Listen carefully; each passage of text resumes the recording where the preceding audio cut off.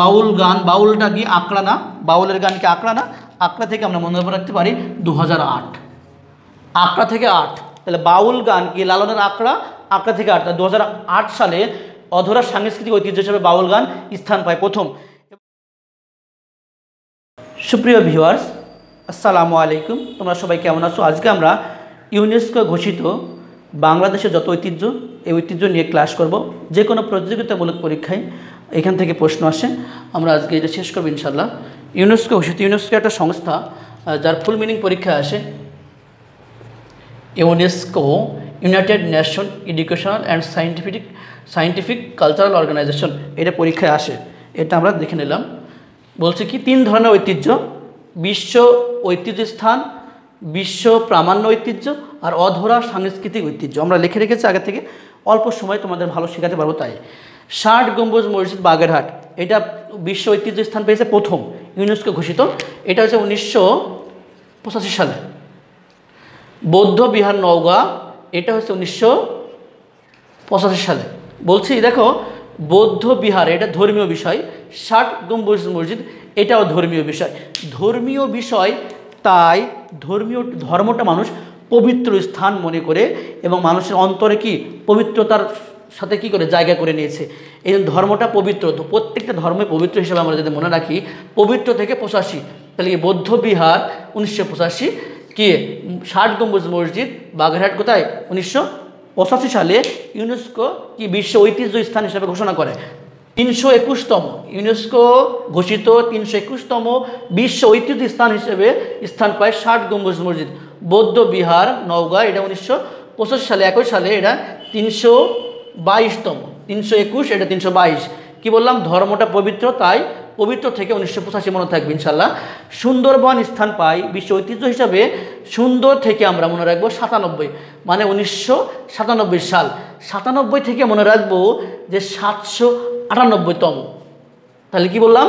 সুন্দরবন 1997, 97 থেকে 798তম। তাহলে সুন্দরবন কবে বা কত সালে ইউনেস্কো ঘোষিত কি বিশ্ব ঐতিহ্য স্থান পায়? কত সালে? 1997 সালে। কততম হিসাবে? 798তম।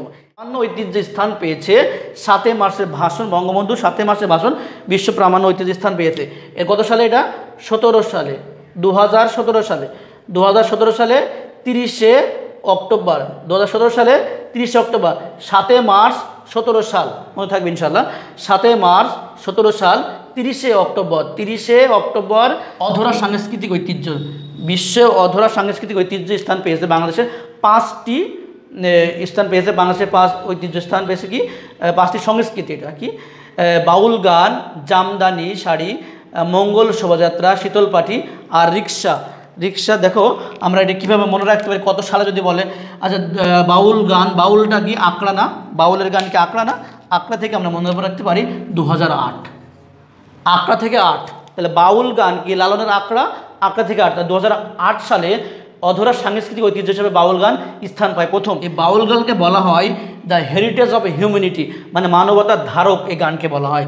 জামদানি, আচ্ছা জাম ছোটোবেলা তেতো থাকে না, তেতো থেকে আমরা মনে রাখতে পারি 13 কি 2013 সালে জামদানি শাড়ি কি অধরা সাংস্কৃতিক ঐতিহ্য হিসেবে স্থান পায়।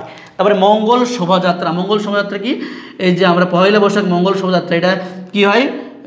অনুষ্ঠানটি বিশ্ব ঐতিহ্য অধরা সাংস্কৃতিক ঐতিহ্য কি স্থান পায়? এটা কত সালে? এটা হচ্ছে শোভা থেকে 16, মানে 2016 সালে। শোভা থেকে 2016 সালে। শীতল পাটি কত সালে?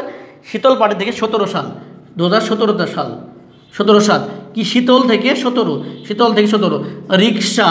রিক্সা থেকে 2023 সালে। কত সালে? 2023। রিক্সা যদি আমরা উঠতে যাই কি লেগেছে, রিক্সায় যে উঁচু নাচা পড়ে লেগেছে, কি কোথায় ওঠে? রিক্সায় ওঠে। রিক্সাটা কি হবে? 23 মানে লেগেছে 23 রিক্সা। এইভাবে আমরা মনে রাখতে পারি। আমার মনে হয় না কেউ অপশন দিলে অবশ্যই আমরা পারবো। এগুলো মনে রাখার জন্য খুব ভালো একটা আমরা সহজবদ্ধভাবে দেখালাম। ইনশাল্লাহ আগামীতে অন্য সকল বিষয়ে সহজভাবে দেখাবো।